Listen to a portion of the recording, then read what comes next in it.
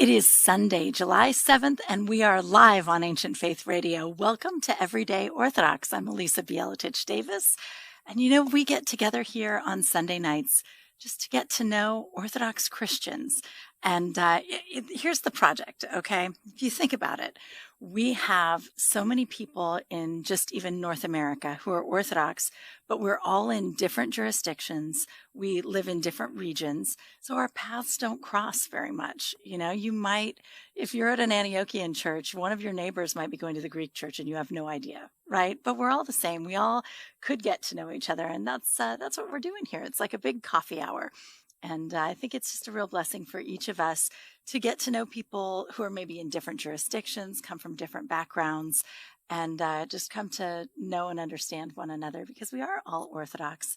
And in the end, that, I think, is what real unity is knowing and loving one another as brothers and sisters in Christ, right? Like administrative unity, that may be a long way down the road, but right now we can just get to know one another. And I'm looking forward to tonight, actually, because our guest was referred to me by a good friend of mine. And keep in mind that if you ever want to recommend someone as a great interview, most of our guests actually are people who were recommended by their spouses or their friends. And you can always do that. If you go to Everyday Orthodox on the Ancient Faith site, there's a link where you can contact us and let us know.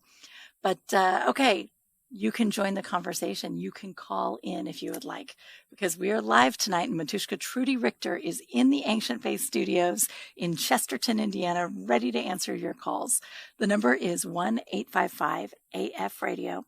That is 1-855-237-2346. You can call in. You'll be able to talk to the very delightful Matushka Trudy, and she'll patch you right through and you can ask your question.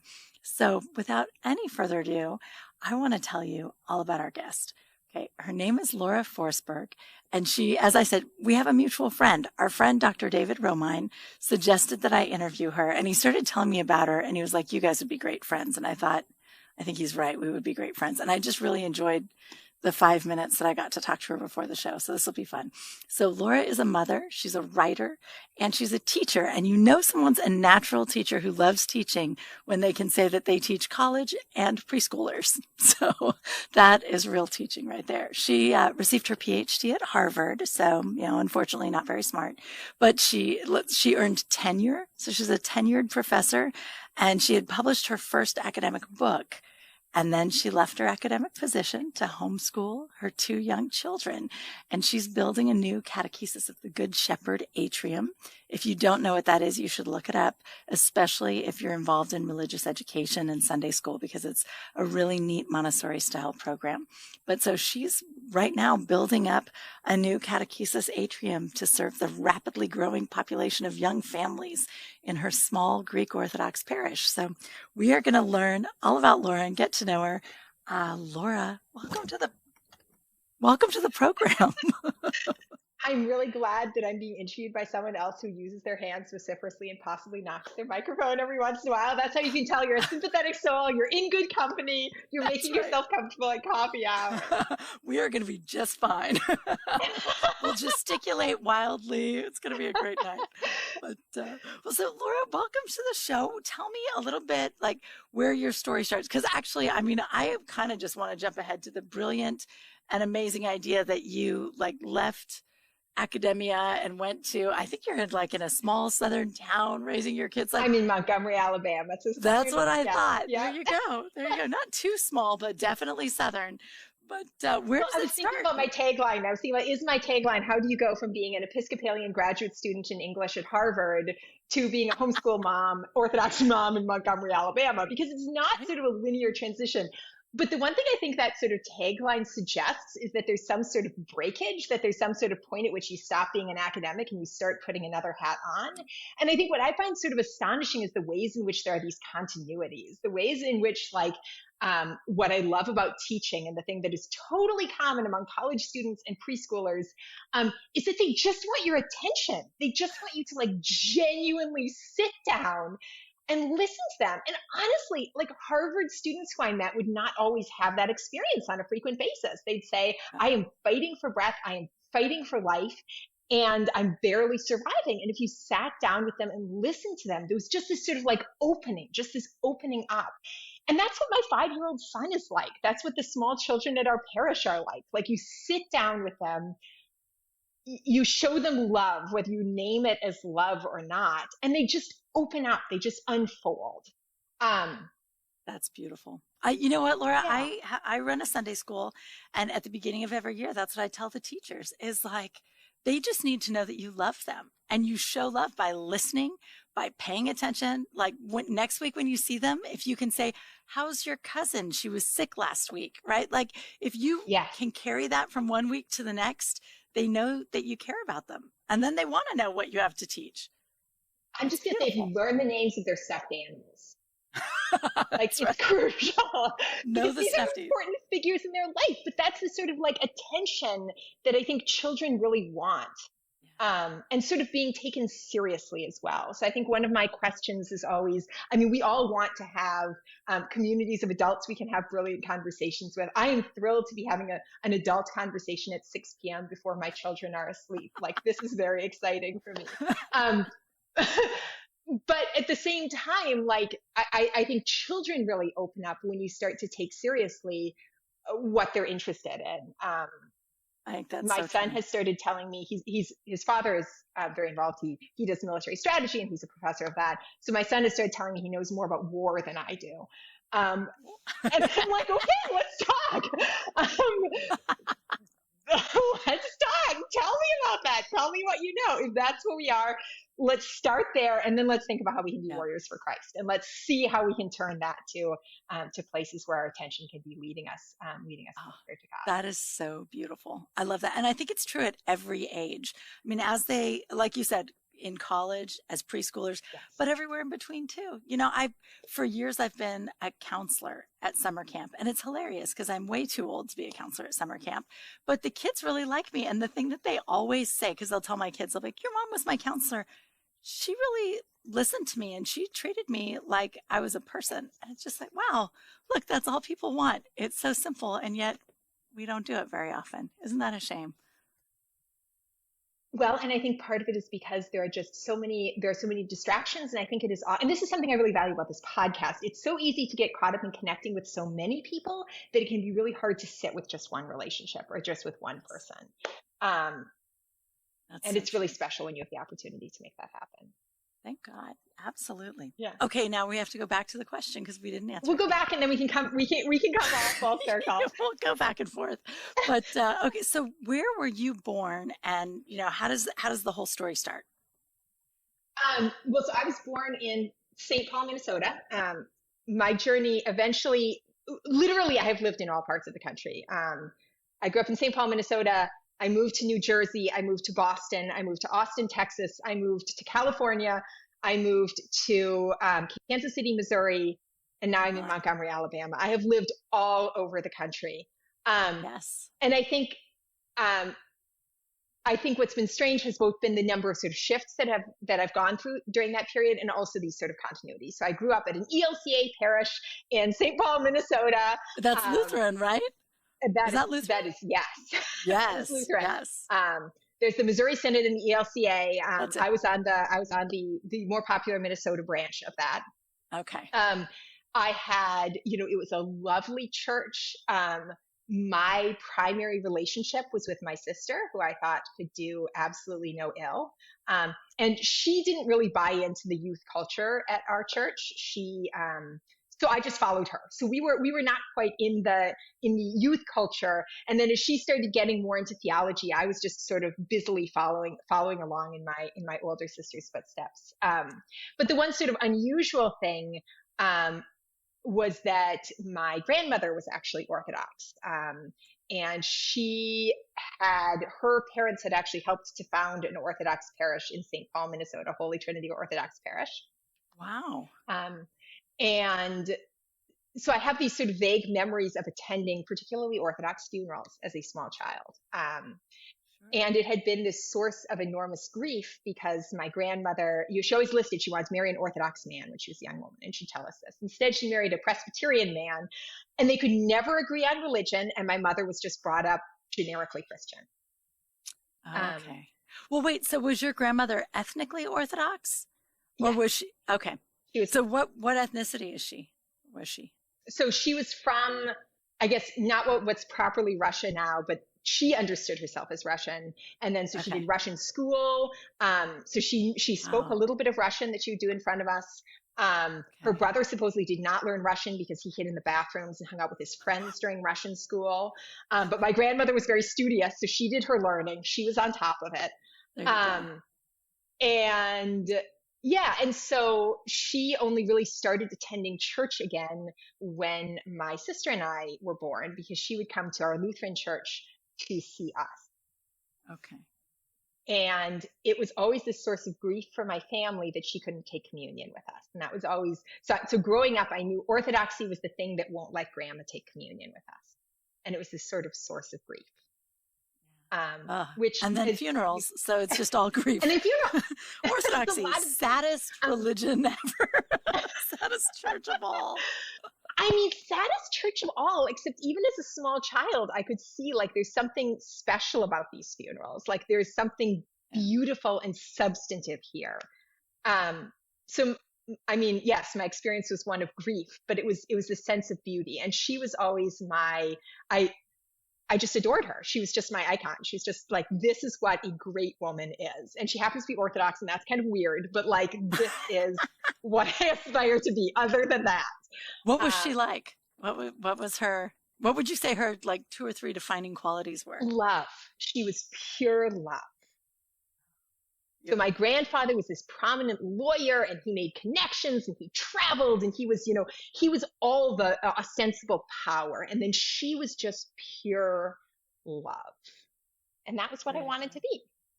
So growing up, I'm chasing this academic, from a pretty early age, I realized like I want to get ridiculous numbers of degrees, and I want to try to, um, You just love stretch my school. brain as much as possible. But at the same time, I look at like, who did I admire? My parents were incredible. They were loving. But also I had this sort of image of my grandmother as this image of love. And I was like, well, I want to be her. And so again, this is where I say, I think my story on the one hand is one of like going one direction and then turning another way. And on the other hand, it has always been about being two things at once. And it's always been a question of how do you hold these multiple selves inside yourself, and how do you try to explore both of them? How do you explore the self that is ambitious and wants to get degrees and wants to go to Ivy League schools with a self that just wants to love more truly than anyone else I've known? Well, but really, I mean, we can love anywhere, and there's nowhere that doesn't need it, right? So it works out. Yes. And I think we start out thinking, oh, what am I going to choose? What do I do? People worry about, where does God want me to go? Does he want me to go to this school or that school? And it's like, he just wants you to love everybody wherever you go. Like, it's going to be all right. That's neat. I think that's right. But like, I think back to moments where I saw, I remember I went to Princeton as an undergraduate, and I remember in my interview for Princeton, they said, I answered all of their academic questions, and they said, what else do you want us to know about you? And I said, I want to be good. I want you to know that I'm like striving towards good. And this interviewer just stared at me like, who is this insane 17-year-old? Like, what's she talking about? She's selling herself for Princeton. Like, what is she doing? And I just sort of love that. I mean, thankfully she didn't write anything about that on my interview form. I did not see her take any notes, but like, I just love that I was that like naive 17-year-old who just really wanted my interviewer to know that goodness matters. A good interviewer should have wanted to know that, right? They're like, I just wanted to know about your math scores. Did you have any problems with the AP test? That's all. Like, who cares? But I think it says something about like how do we try to cultivate that? How do we think about nurturing that and not teaching our young people that was probably a slightly embarrassing excursion they took in an interview with someone who's thinking about you professionally and is not thinking about you. How do you cultivate a child's whole person, and how do you cultivate that whole person? Absolutely. And what's wrong with us that we don't all think of ourselves as trying to be good, right? Like that's right there is a problem. That it's like, well, you're either good or you're not. Shh, don't talk about it. Like, well, that's terrible. I mean, I think it also reflects the fact that I was still very Lutheran at that point, and that so this was still an age at which I was very preoccupied with sin and with my own sinfulness, and I was very aware of that, and I wasn't thinking about it as a disease or as an illness, but I was thinking about it as like marks that were getting checked off. Ooh, and you were accustomed to getting really high marks. So I really liked high marks. Yes, correct. The more gold stars, the better. right. Well, and it Yes. is, I mean, that there is a certain personality type that you and I may share that really like is motivated by that, right? And then all of a sudden you run into these areas of life where you can't get good grades, and it's very hard. So tell me, like, when as a Lutheran teenager, in your own sort of in your head, in the way that you were processing Lutheranism, and of course it's always different, but what did sin look like, and what was your sinfulness like, and what did that whole struggle look like to you? Um,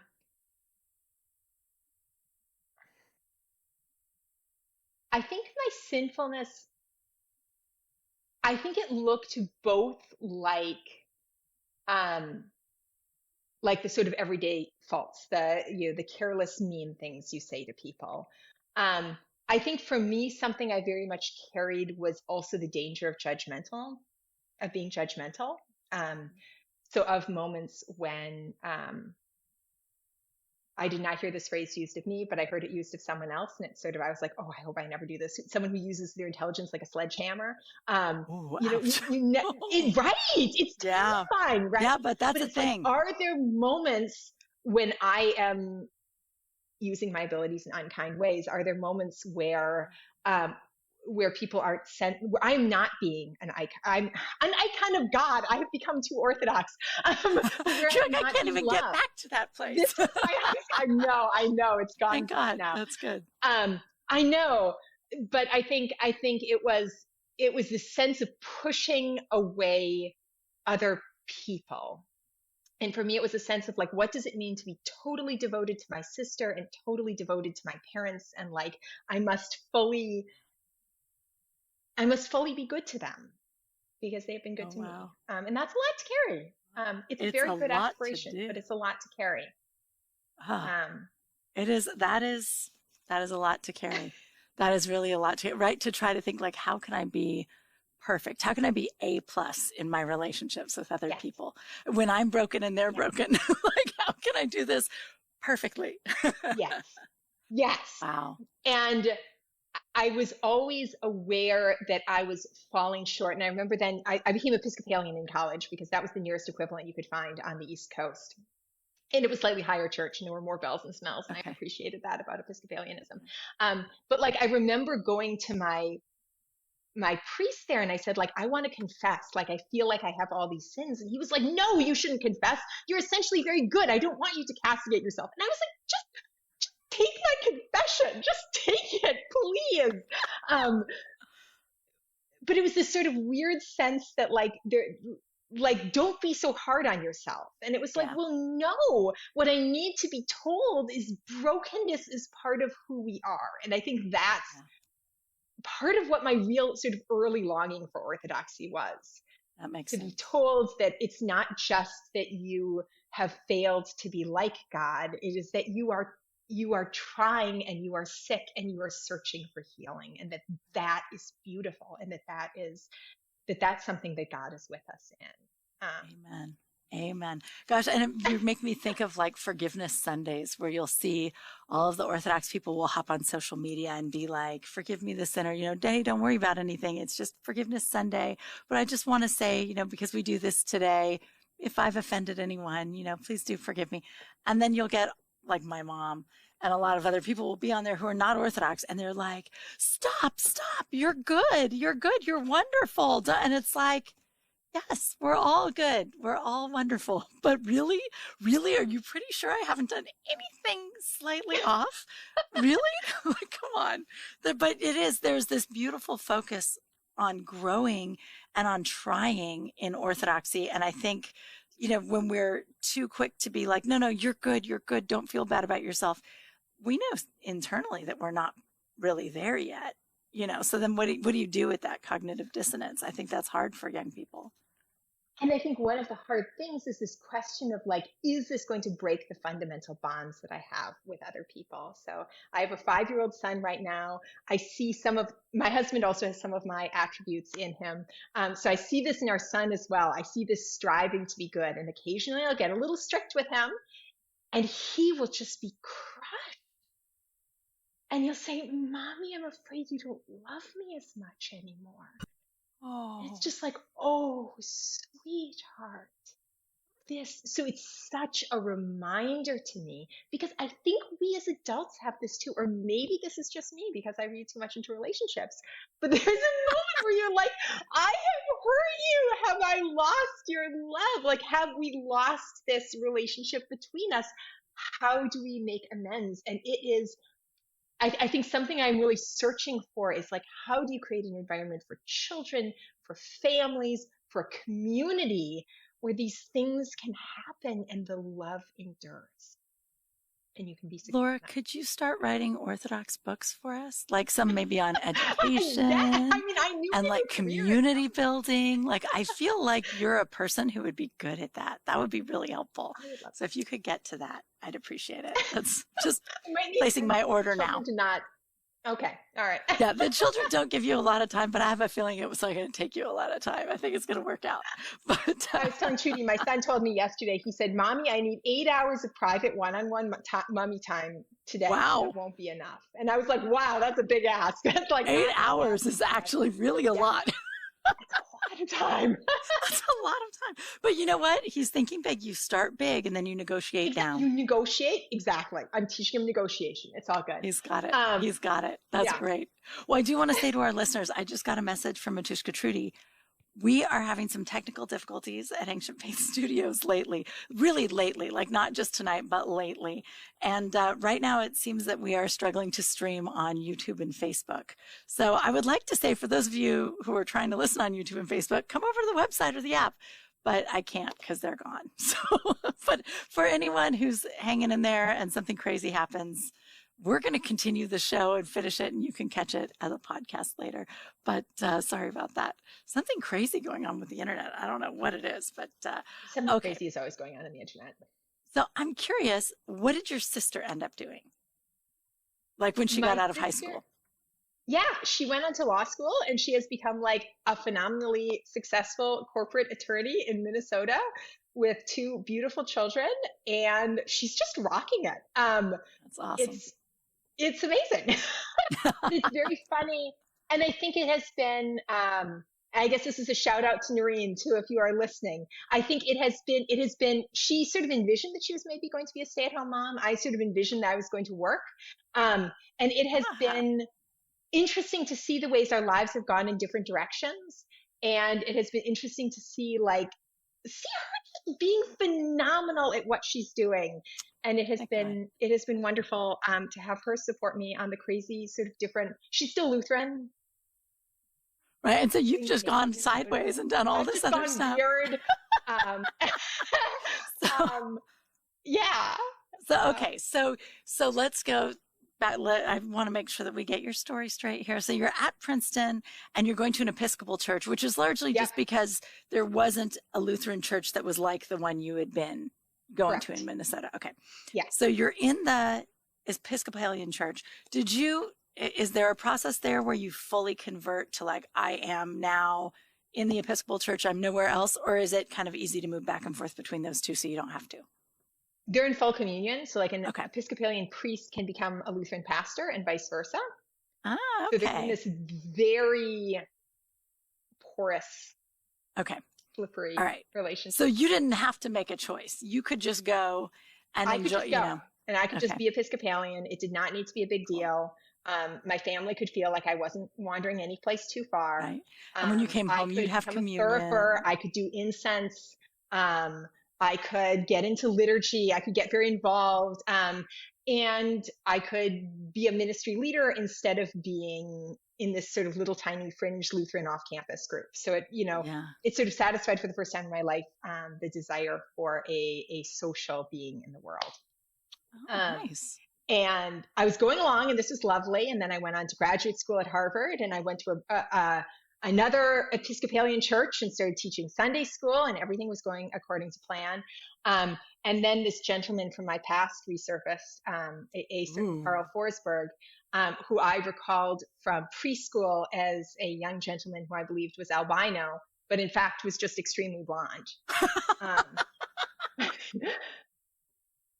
Sometimes it's hard. And sometimes it's really hard to tell. Especially when people are very young, right? Because blonde people are a lot blonder usually as babies and toddlers. They really are. And then it gets darker and darker. Now he looks clearly like dirty blonde, but the children, I love that. A little bit of that white luminescence to them. See, when you said it, it seemed like a dark and mysterious figure from the past, but it was actually the albino boy from preschool. It was actually the albino boy from preschool. Yeah. What is he like? What is he like? And what was it like reuniting with him? I had always been aware of Carl Forsberg because I knew he was a very intelligent boy. And so we first squared off in the Caterpillar reading contest, in which I thought he was going to handily defeat. I thought he was really going to read and try to compete with me. And I just utterly decimated him. I mean, I read so many more stars on Caterpillar bodies than he did. So that was really a negative first grade impression that he had to come back from. Yeah. It was a lot. Mediocre performance. Exactly. I mean, and he really had a shot at it. Like I saw the potential in him. It's so frustrating when we know that he could do better at the Caterpillar reading, and he just didn't even try. Just didn't even try. So unambitious, mediocre, enough. Yeah. So then he grew up and went to Yale. So the lackluster performance continued. Yeah. Lame. I know, like. And I had a dear friend from high school who said, "Hey, Laura, you should really know this guy, Carl Forsberg." So you're like, "Oh, I know him. I've beat the pants off that boy." Yes. I know. I didn't try to bring it up too frequently, but like I was very aware of it. And he had belonged to this sort of PCA church, so it's sort of a Presbyterian offshoot church. So we were both Protestants. That was good. We sort of separated ways. We re-encounter in graduate school, and suddenly he's Orthodox, and he's talking about all these Orthodox things and the Theotokos. Oh my! And I was sort of like, we were talking about predestination. Like, what happened? You disappeared on me for 2 years, and this. Wow! So, out of curiosity, when you were talking about predestination 2 years before, because that's always something interesting to me, because I know Presbyterians who don't ever talk about predestination. And I only recently realized that they believed in it. So was he struggling with it 2 years before? Or was he just like all in? He's just explaining the proper application of it. Yeah. Okay. Yeah. So we were just, all right. Yeah. But within 2 years, he's Orthodox. That's amazing. Was it 2 years? Okay. I have to think about my date. So it could be a while. It may have been 5. Was it 5? Okay. Well, then that's okay. 3? A number of years later.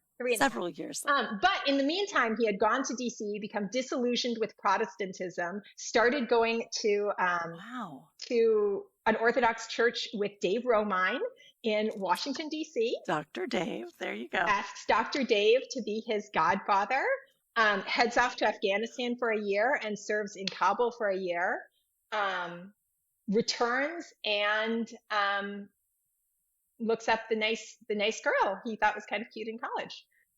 Nice. Nice. A man who's not intimidated by an intelligent woman who can beat him at reading. Perfect. Perfect. I mean, it's important. It's important to establish certain parameters early on in your relationship. It really is. It really is. All right, we're going to take a short break, and then we are going to be right back with Laura Forsberg.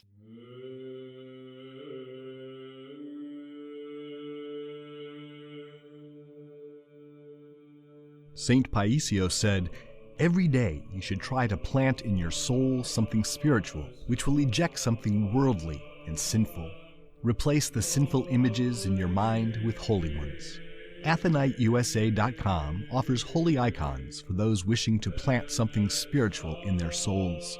Immaculate 22-karat gold leaf hand-applied on solid wood. A lifelong gift for yourself and someone you care for. Use the code FAITH for free shipping. Come and see AtheniteUSA.com. And welcome back to Everyday Orthodox, where we are enjoying the very delightful Laura Forsberg tonight. Quick shout out to Dr. David Romine, who I know has got to be listening, right? Because David told me I should get to know Laura, and he was right. David, you're next. So let me know when you're free, and we're going to have you on the show because you would be great. But okay, Laura. All right, so you and Carl are kind of reunited, and Carl's Orthodox, and your grandmother, of course, was Orthodox. So and it gets weirder. Like, it gets weirder because Carl has started, he's also from Minnesota, and he has started attending the church that my grandmother was a part of in Minnesota. So he now knows as a father confessor, the man, Father Jonathan Proctor, who took care of my grandmother at the end of her life. Who my mother and I already knew and adore.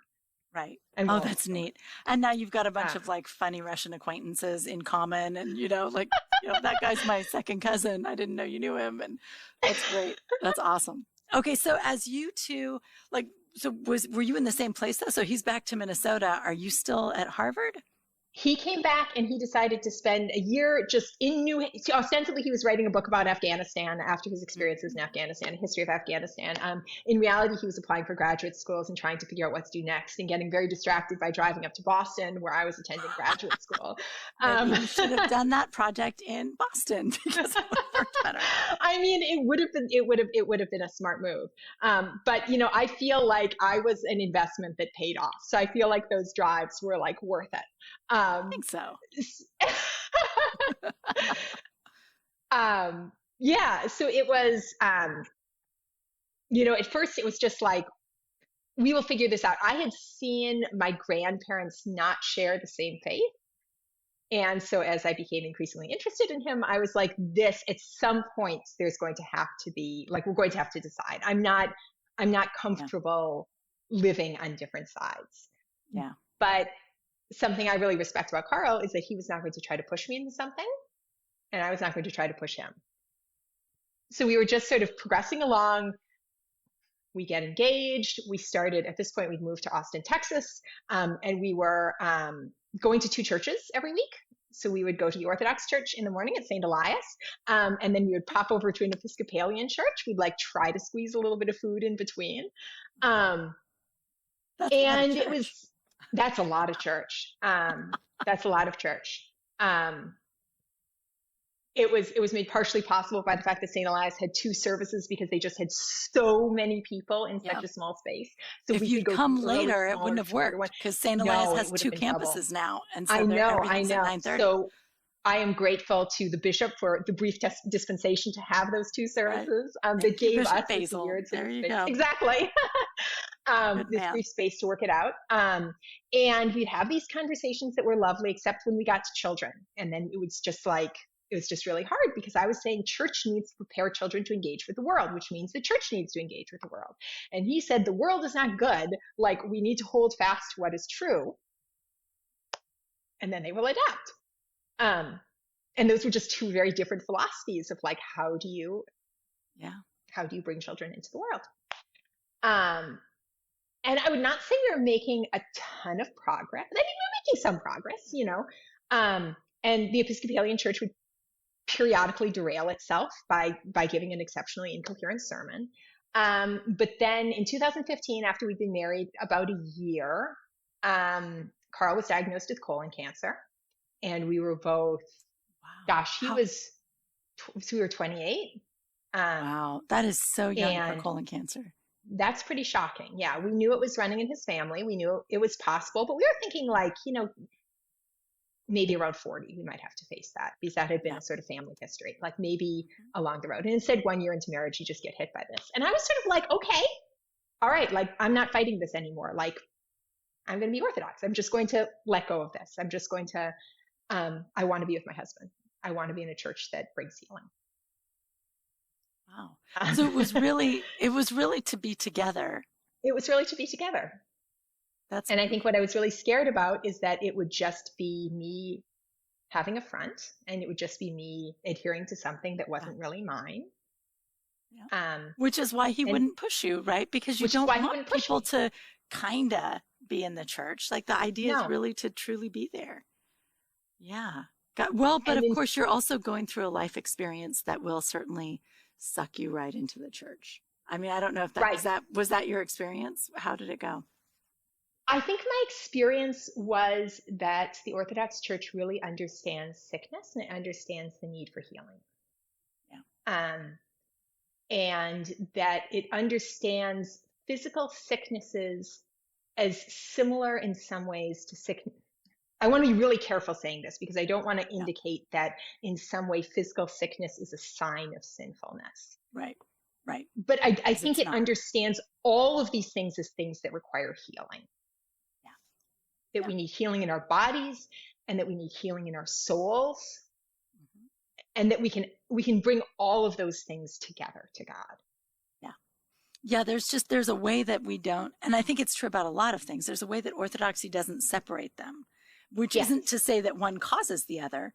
It's just to say they're all sickness. So if you've got a respiratory illness and your leg is broken, neither caused the other, but you need healing in both, and it's sort of spiritual healing comes right into that. And it's, it is sort of, and I think it also made me realize that one of my huge hangups had been this idea that it had caused pain that my grandmother was part of a different church and that she couldn't take communion. And so one of the huge things holding me back was this idea that I was going to be going out of communion with my beloved family, with this sister who I loved more than anything in the world, with my beloved parents. Like, what does it mean to be breaking away from them and saying, you are not going to be able to take communion at my church, and I am not going to take communion at your church anymore? Yeah. That's a grief that family already knows. Right. Yeah. And it's something that I know is painful, and it's something I know my family doesn't fully understand. Like, why can't we just all say that we're Christians and we're all in the same body and we're all in this together? Like, this seems to make sense. But I think also the sort of crisis in Carl's health prompted me to say, like, no, like, where I really need to be in full communion with my husband. Yeah. Like, we really need to be communing together as soon as we can. Absolutely. And that I trust that my family will understand that this is what you want your children to have. You want them to have that closeness with their spouse, and you want them to be in this together with their spouse. Absolutely. And I was really, my parents both came down for my chrismation down to Austin, Texas. And I was really moved by that because they didn't need to. That is beautiful. But it was a real sign of support. Like, we don't fully understand this, but we understand that you are searching for healing and that you are finding this with your spouse and that you are exploring this. And I'm really grateful to them for being in that with me. Thank God. That's beautiful. So your husband's cancer.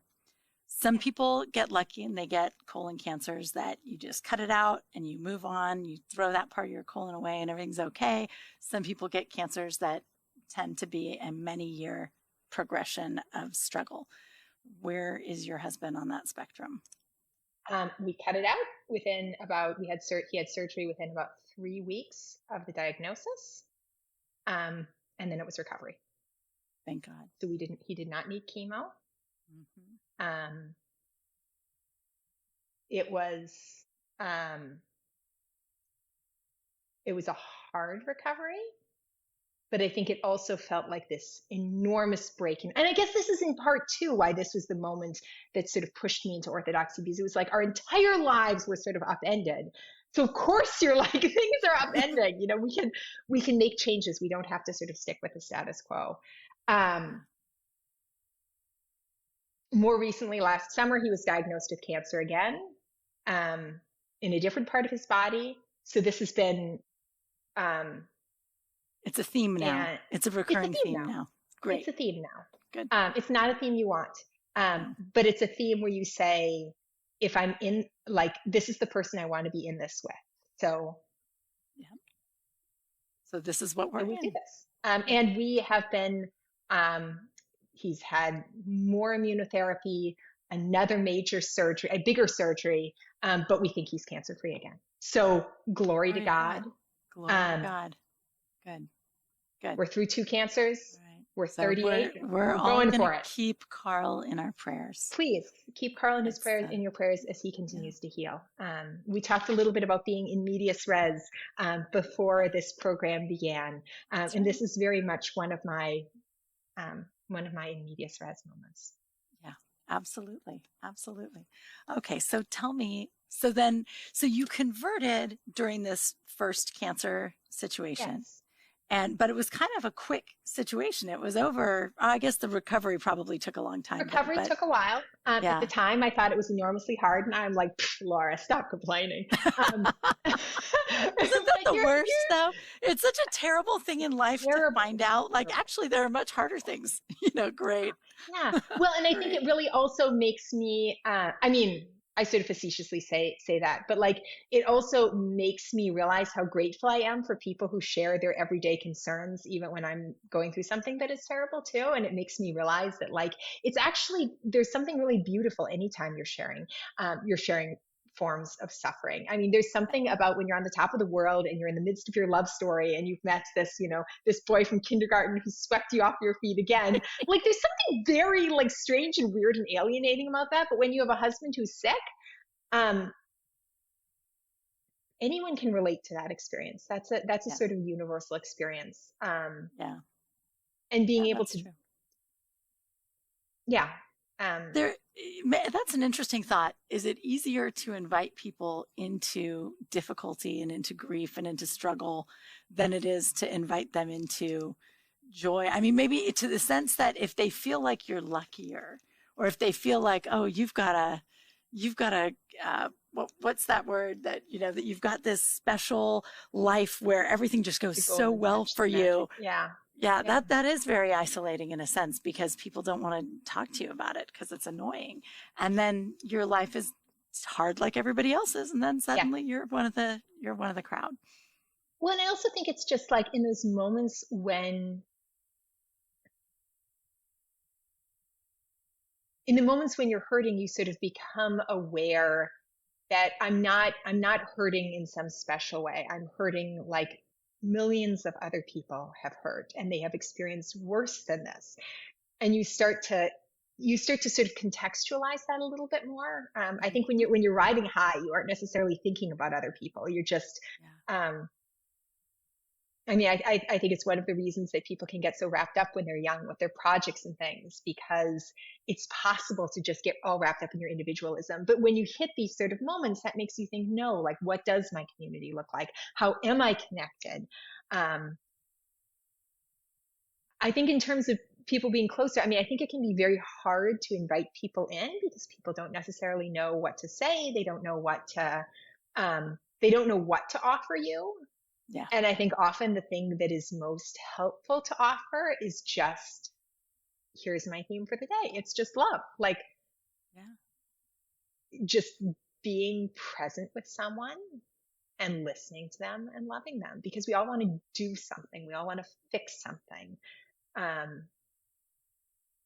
But we don't get to fix things. We really don't get to. And that's okay.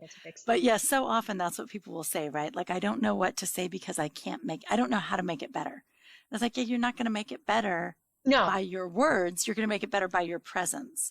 Like, just that companionship in a difficult place matters. Your most sympathetic words, your like most finely crafted message isn't honestly going to mean as much as checking in 2 weeks later and just being like, hey, I haven't heard anything about this.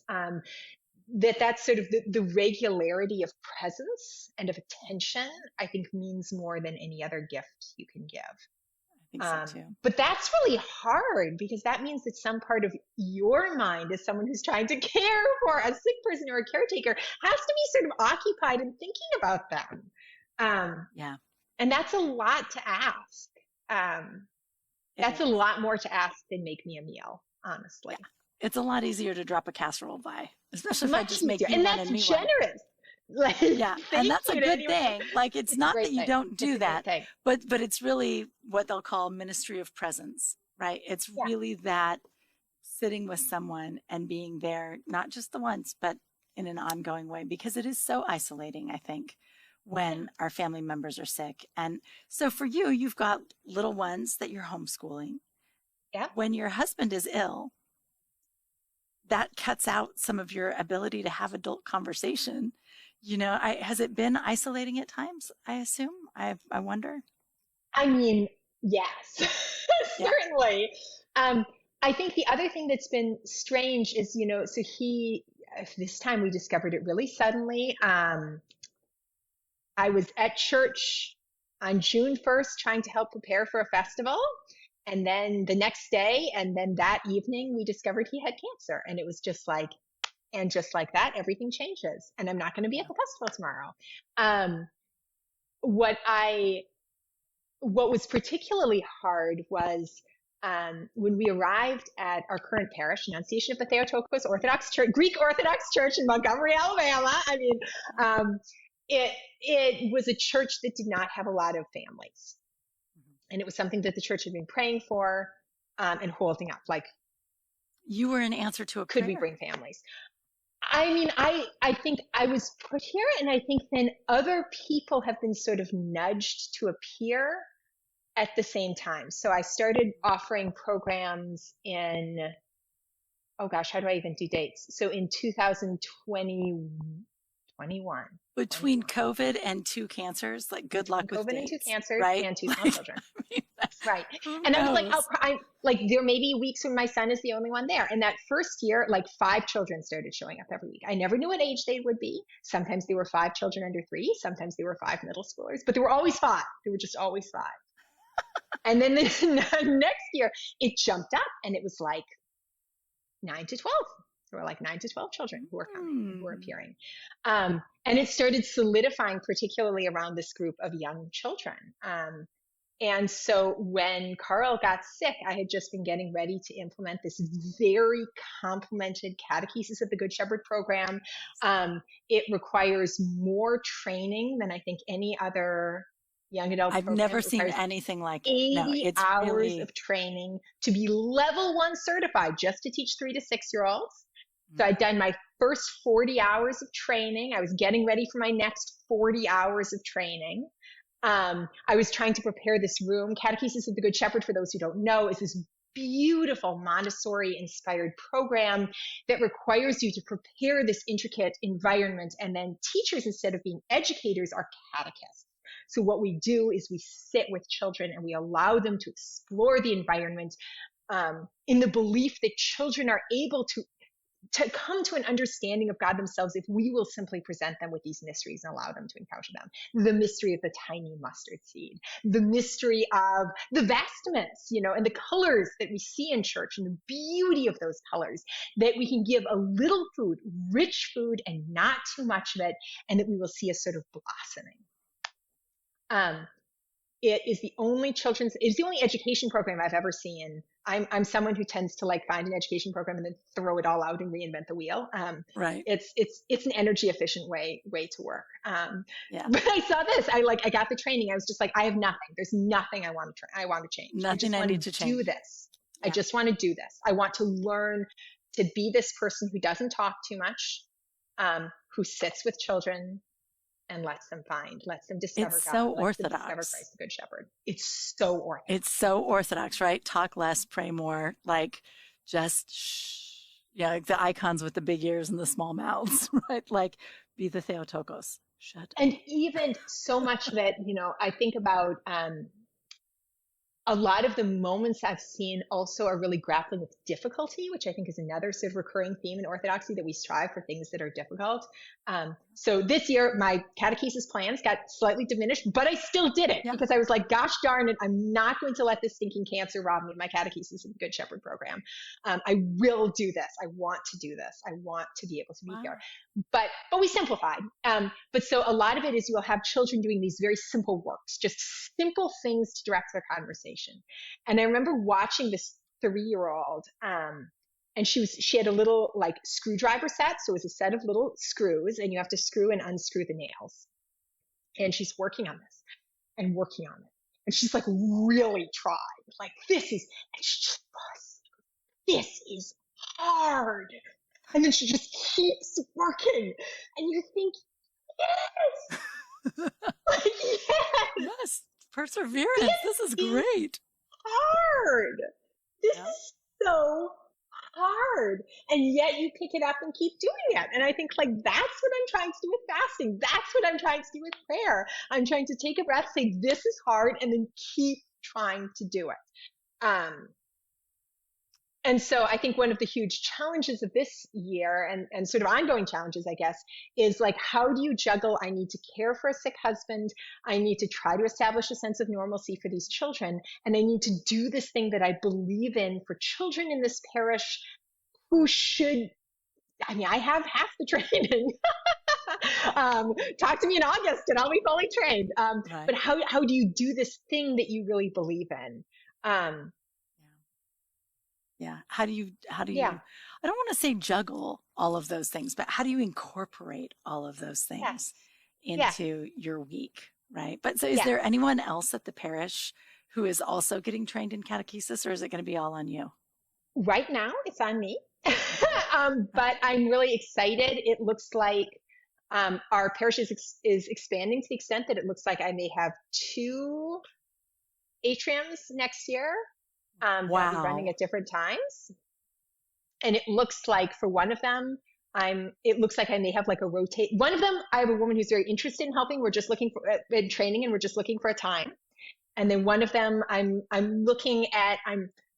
They may be finding this out right now. We'll see if they're listening. But I'm hoping that we can let them move through the series of people move through in rotation to sort of explore and see, like, is this something where I'm up to doing training or not? Because I think I'm very. I think something else you want to think about is sustainability of ministry. And actually, one of the reasons I shifted to Catechesis of the Good Shepherd is because it's like we want to have something that exists, that can exist, and that isn't solely dependent on one person. But then, of course, the trick is finding other people who can be doing that. But I do think, you pray for other people to come. And then you also, when you're able to show them at this next school year, as they come and they see the kids doing it, there are going to be people who are inspired by it. But you kind of have to see catechesis to get it. What you do is you get all the parents and you drive them to Birmingham and you go to their catechesis. This is at the true. Greek church there. A group field trip. Yes. Take a field trip and go observe. And then you'll have people. Well, I think the other thing is you never know when the magic is going to happen. So you can have parental observers, and it just, like, the question is, are they there for the magical moment? We were doing a Paschal celebration. Oh, yeah. No, I was just saying, even if they're parents, though, they can see the potential for the magic in the structure. What were you going to say about Pascha? Oh, I was just going to say, so we did a procession with the candle, and we were doing Christ is risen, truly he's risen, and we're raising the candles and lowering them. The children are begging for more. And then we gather around, and I was asking them, so you say, okay, so we started in darkness, and then there was one light. And now there are how many lights? And the children start trying to count, like, how many candles are there? And we get, okay, we're at 8. We have 8 lights. And then I said, how big can it go? And again, I love the 3-year-olds. The 3-year-olds are just the absolute best. Because the bigger kids start going, well, it could be as big as our city, as big as the country, as big as the world, as big as the planets, as big as all the planets. And then this beautiful 3-year-old just stands up and she's like, it could be as big as my house. And it was just so beautiful. It was just so beautiful. Oh, it's beautiful. It was like, yes. But as we're thinking about, this is the little church, right? Her house is her little church. It can be as big as the church, and the church is as big as your house, and it's as big as the church, and it's as big as all the churches. Right.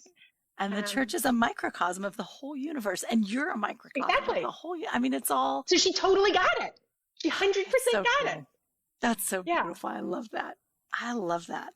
So you had mentioned early on that you feel like it wasn't really like, oh, I was in academia and then I just left it and there's this hard break. And now I'm this mom who's homeschooling and it's a totally different life. You feel some continuity there. Tell me a little bit about that. I think some of it is just in teaching. Some of it is like my passion has always been, I love the classroom work, but ultimately, I think classroom work ultimately comes down to what encounters are you having with these individual students? And what are the moments, even if you're in a class with 25 students, is there a moment where you can get to that one student and that one moment of connection? And that's still what I'm working with. I just have one student, two students. I mean, my 2.5-year-old, she's fully going for things. And I think the other question is like, how can I grapple with sort of entirely different ways of thinking about teaching and being? So all of my energy goes from thinking about Victorian miniatures and thinking about material culture to thinking about the materiality that we're creating within this atrium, right? That you're still thinking about the relationship of bodies in space to the things around them. But now I get to experience them a little more. Like I get to sit in that room. And I have to take a slightly less dominant role. I think one of the illusions, if you're an academic, is that you can be just in front of the room making things, even if it's a seminar, which was predominantly what I led, that you can be making things happen. And I think as a parent or as an educator of small children, you sort of realize, no, it's always going to happen within them. It's always going to happen in these brains that are working. And in some sense, I have to step away. And then to return to another theme, I talked early on about how much I longed for praise early on.